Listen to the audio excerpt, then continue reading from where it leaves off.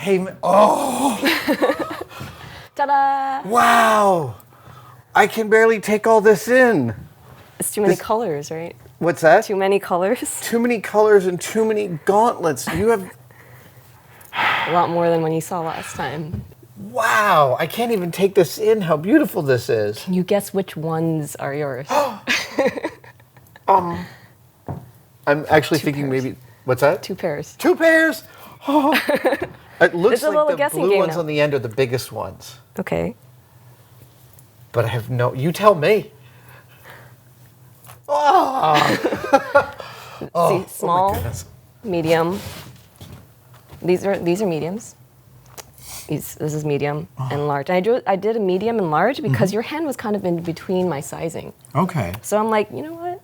I'm gonna see how this works out, and I thought it would be easier and more interesting to show something that was on the verge of looking kind of traditional, but not like this. Yeah. Or like my first pair of gauntlets, and also something a little bit more fancy, because if They're you like look at dress it there, gauntlets. you can see how they color shift. This one's a bit more intense. These two are much more flamboyant. And you're doing this in your shop, this coloring. Yeah. So it comes out like this as a cast. Really? Yeah, it pulls out like that, and all I do is a simple trim with scissors. Is it starting to become apparent as you show this to other makers how radical the work you're doing is? I found out when I was in LA 2 weeks ago. Good. I was like, I just want to do something cool, and we had some martial artists, like we had 2 ex-Power Rangers and another actor in Supernatural. They were like pretending to fight in it a little bit last week, and I'm quite sure they were blown away by the flexibility. Yeah, I was working with a musician. She was playing around with it on the piano, and we wanted to see how that was going. But as you know, it's also modular, so there's a whole lot going on here. This is how it looks as a whole. You got a little glimpse of it back when it was still in the very, very early prototype stage. So when you were playing with it, it was the beginning of October. Yeah. I didn't make any size beyond small yet. Right. So that's the result of it. That's amazing. Will you walk me through the pieces? It's Sure. such an incredible achievement. The color variance, the depth of the color, the fact that you're casting like this, and also, I mean, we weren't filming when I saw you in New York, but you're doing this all in effectively a small office. To be fair, my sister helped me. My sister Fiona, she helped do all the casting, and she actually was the one that chose the color selection, because I'm like, I like silver and gold, and she's just like, you're boring. And there's lots of casting like tutorials on YouTube and stuff like that, but you're doing this in a fundamentally, totally different way. As you know, I only had the small molds, Right. and each and every single plate has its own support jacket, right? Right, and how are you making those jackets? Yeah, so all my support jackets are 3D printed to help me save on silicone. So when you make the silicone, you're 3D printing a jacket and you have a 3D printed part and you're just pouring a very small amount of silicone in between both. Yeah, usually I design the models, the support jackets to be about 8 to 10 millimeters away from the master copy of the gauntlet piece. So you're using just like a couple of dollars worth of silicone to make this. Yeah, super efficient. How are you, with these super thin jacket molds, how are you getting rid of air bubbles when you pour these are very flexible resins. What is this material? This is a Task 16 smooth-on resin. And are you adding plasticizers to it to make it flexible? It's just straight out that material itself is impact resistant. It's pretty tear resistant. I'm still working on making a good enough finish to help protect it a little more, but for the most part, have you been to Vasquez Rocks? Yes. Well, they were, all the guys, they were climbing up in this, and these pieces, and they were like holding swords and guns, like they were holding real weapons and just kind of flinging them about, and this is the condition they're in right now. That's mind-blowing. But you can see it's a little bit scuffed, but they also did a great job in like really taking care of it too, and I appreciate that. See, look, it's a little worn. If you think of that as scuffed, you haven't seen a prop after it's been filmed in a movie. Things get very abused in filming. That's incredible. There's always something that can make it better, and I want to be able to make it really shine a lot more. A lot more? Yeah. Your ambition is amazing. Okay, so then once you have these, how are you attaching these all together? These are. Oh my gosh, you've got the rivets molded in. Yes. So these are all integrated rivet designs. And they slide. Yeah, so yes. That's mechanically very close to a real gauntlet. Yeah. I do work with an armor consultant, and an educator. His name is Ian Laspina. He's amazing, and he was able to send me a lot of documents to help me understand the inner workings and designs of gauntlets, Right. and specifically 15th century Gothic style gauntlets, which are my favorite. And specifically so that they have all Yeah. the movement So you can and see here. rotational. It does move. So even if this was my original design before I used the rubber, was in a much harder resin, and it could still articulate Right. fairly well. But it was when I was talking to the actors, the martial artists, one of them, he asked, "Well, I want to be able to do backflips," and I was like, my rivets are going to pop out because it's going to pull out of these resins, because the resins they hold up well, but I didn't want to risk it. And then that's when I thought, I'm going to integrate the rivet design into it, because even if you tug at it, it's already pretty good with the articulation, but a little bit more doesn't hurt. Right. Yeah. Okay, so So you imagine if you're doing a flip, Is right? No, I know they're gonna have to. Crazy. Is this lighting underneath here? Yeah. Do you wanna turn this one on? Yeah. Right here. All right. Switch it. Oh. You wanna see a red one? Yeah. Right this there. one. You see that? Oh, look at that. So you see it's kind of falling out because again there are a lot of there's been a lot of beta testing I guess in Yeah. LA. AB, yeah, sure. But you can see there if you That hold is it there. so gorgeous. And if you hold it here. I love the alternative future you've seen for armor in your head. Do you want to? You saw how the LEDs go in though, right? You can just yank it out. Oh my gosh, these are just little Christmas lights. Yeah. I love the low impact solutions. But it's nice and flush, comfortable enough. No hot gluing, tons of like LEDs or soldering. And nothing to replacing them are very easy to replace. Yeah. Okay, I gotta try these on. Okay. Let's try the mediums first. Are you building these gloves from scratch too? No, I am working on improving that part of it, so it's not too bad if that's one of the final stages. Look at that. So you can imagine fingers are already very difficult. All our finger shapes. I mean, if you look at both of ours, Yeah. I mean, we can't. Custom making that sort of stuff is insane. Yeah. So yeah, it's not going to be a perfect fit, but it's close enough. It really And it is. looks. I hope looks pretty good. Well, it does, and also there's a way in which the shininess sort of takes your eye away from the fact that it's flexing. It ends up just feeling more solid. It's a little bit of like a misdirection and an optical illusion. Do you want to see my favorite pose when I do these things? Yes, yeah. It's always about the pose. You gotta Yeah. get the pose right. Yeah. My favorite thing to do is. Can you go like this? Yes, yeah, exactly. All right, I want to try on the largest. This So you can see looks the great, size. but I feel like it is just a tiny bit small. This is the small and Right. the medium, and now you want to put in a Let's do large, the large. It fits like a glove. like a leather glove. I love how the fingertips look a little like sharks. Yeah. They really do. Like. If you want me just. I would. You know what? I totally want to rock this just to like a fancy dress party. But don't forget, this is modular. Yes. Oh, look at that. But if you look at the color shift in this one. Yeah, there's a lot of purple in there that's happening. Am I right? Yeah. And so even though you see it's very flexible, it's flexing a bit too much. But I think it's a minor issue for the comfort that you also get. Mm-hmm. Even if it was in a harder resin, it would still be pretty good. But Well, look, they've been. This is. You have to balance that flexibility with the look, and I think you really have done it. I mean, there's a lot more flexibility than even the audience can see. Oh. Right? I think these look much harder until you realize how much this is super flexible. Oh my God! I love tapping. I love tapping the table with it. Melissa, what unbelievable thing you've done! Oh my God! I need a sword. Okay. All right, here we go.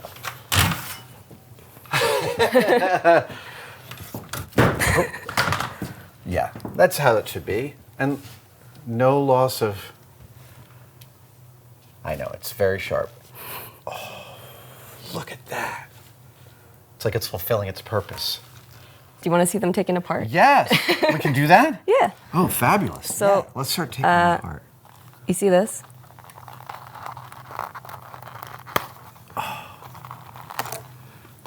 So And that's it. So these rivets are just, you've cast into them these little tabs here. And that matches up with this, and that's enough tensile strength to hold it all together, and yet still be super flexible. Because I wanted people to really have like that range, have a greater range of use for these things. Because a lot of people think, oh, armor, great, costume and everything, but I love how fashionable they look, Right. too. I could throw on my coat to show you just what it might look like, really quickly. Yeah. These are the gauntlet cuff links. Oh. That you can do. Oh, look at you. I just thought it was kind You've of actually cute. really thought this all the way through as a fashion accessory. Yeah, I thought it was really cute to see. This is my little armor's that's mark your that's logo? on both. It's an M Brilliant. there. The specular aspect is really awesome. That purple is just great. It feels very magical. So I'm gonna join you, wear these gauntlets. But you can see the very different feel when you wear it with maybe something more modern. Right. You see this coat. You're totally pulling that off. I've been told this looks very New York. It's very good, yeah. Especially the brass zipper with the brass hands. Yeah. So, feel like a Boss magazine or something. Fix my cuffs. But you can see if it pops out. You don't want, like, that doesn't look as nice. Right. When it pops out. So you have the cuff. You need the cuff link. The cuff link looks a little bit nicer. But you see this one, I thought it was interesting. This is Mark's. But if you pull this off and put it like with a leather jacket with a motorcycle, I thought that would be kind of fun. Really fun. Yeah. Not too flamboyant, won't draw too much attention. It's going to draw a fair amount of attention. That one not too much compared to what you're wearing. Oh, yeah, absolutely. Yeah. I just can't believe how really otherworldly this feels. Yeah, this one I love the color, the way it shifts between gold, green. And this one, if you hold it in different lighting, Yeah. it looks more silver, like in very overcast weather. Right? But right now it looks very green. Because we have a lot of warm light. Fascinating. Versus the very, very strong color shifting you see here. This one's more interesting when you just bring it into different kinds of lighting. I can't believe how much color you're also getting into the casting material, that this isn't a paint treatment. Yeah. You can also compare it from the very first pair. Just how they fall was a huge amount of work learning how they are constructed, since you can see these are all actually riveted, but this is my very first pair from the Sovereign armor, which you saw a year ago. Yeah. And this is all glued on with like hot glue and E6000. But you can see it if you look at your own hand. If you look at mine, the way they fall. This looks much more like Yeah, much a more natural like a hand. And this looks like something that was slapped onto a glove with glue. Wow. And that's, I think, the difference with understanding the armor articulation, riveting, and engineering. the engineering behind it. And I really appreciate the armor folks, the community that have been so generous with their knowledge. Right. Yeah. And the thing is that we think of, there's that myth that a knight in armor was an inflexible thing, and that is, nothing could be farther from the truth. Yeah. They had so much ability to move if it was fitted to you. Yes. And even though it was like 70 kilos, if it's fitted to you and distributed across your whole body, it's much more wearable than we realize. Yeah. I mean, my friend Ian, the one who helped me, he actually helped me understand a lot about armor with the Sovereign armor. Yeah. He actually has a demonstration video where he goes around, jumps around, does push-ups in his he actually has a full suit because he's a reenactor also. Right. So his armor is, beautiful piece of work. He jogs, did push-ups, he did pull-ups. Like it was... All of it fine. It was fine. Amazing. Oh, man. Thank you. Have fun. Yes. Oh, I will. I'm going to figure out I'm definitely wearing these to a party. But next is the other armor components. The rest of it. The parts I think that people, I want men and women to feel like this is something that we can all enjoy. Because I actually originally made these because I couldn't find something that would fit me. Right. And a lot of the options out there were massive, just massive pieces of metal, which is fine. Yeah. But not everyone wants to wear So pieces are you of thinking metal. of things like a fashion gorget? Yeah, and some pauldrons that are detachable that maybe can fit on like a nice blazer or shirt. Just something fun that can be used maybe all different types of performances or just for fun. Yeah. Because we all like to play pretend, I guess, a little bit. Do. Yes, we do. But or just wearing it is just kind of fun. And the next is like probably, I mean, I'm always interested in making another full suit of armor. But just some of my favorite pieces are really the pauldrons, spalders, gorget, and everything. The helmets, if I can make them double as a mask and a helmet to really give people more options. And I really like having that versatility options. Yeah. Because we didn't, as a woman, I could not find options. I mean, there were not many gauntlet options that fit us. I will tell you, I have noticed, because I keep tabs on what people are making on Etsy, and I have noticed over the past year a significant shift in armor to where now there's a ton of lady armor on Etsy. And I find that really, I'm so glad, because it's just like, it's a totally different area, and the designs are really busting out of what has normally been a very traditionally male-centered sphere, and I just think it's it's only for the better. Yeah, and I feel like understanding the research, it's also a really great thing to have much more well-informed design that really increases the range of like the possibilities. Yeah. Because I feel like if you understand how things are working, then you can know how you can change it. Right. And your fidelity to the original mechanics and engineering of these problems that were solved 500 years ago. Yeah. That's great. And then we can do all these color options. And the nice thing is, you can see here, this is the alternative design. You can swap out. Oh, look at that. So you can, right, away from that super ornate to a slightly more... Yeah, traditional sort of fluting. Okay, I did a lot more fluting on this, but this is much more like the traditional gothic, 15th century gothic style gauntlet versus something that's much more Lumecluster. Yeah. You must have really liked the Dracula armor. Yeah. How'd you know? Yeah, I love that. And you can see this here. You can pop out the panels that help diffuse the light. So then maybe you have a really nice shirt. Open framework. If you have a really nice shirt, you can just keep that under there. So nothing is permanently attached on these things, aside from the stitching.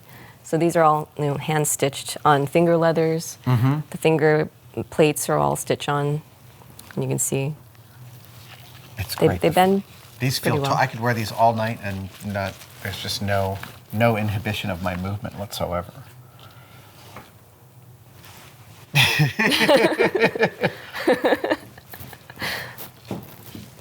I love that you're thinking about this all the way through into fashion and everyday wear. That speaks deeply to my love of the fact that all of our clothing is costume.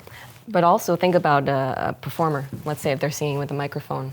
I mean, we are so expressive with our hands, the way we move, the way maybe think of an opera singer, or someone who's just holding a mic, or I feel like the possibilities are endless, and why not look better while doing it? Indeed. Right? Melissa, you have made my week. You've made my month with these. These are so beautiful. Thank you. Fist bump.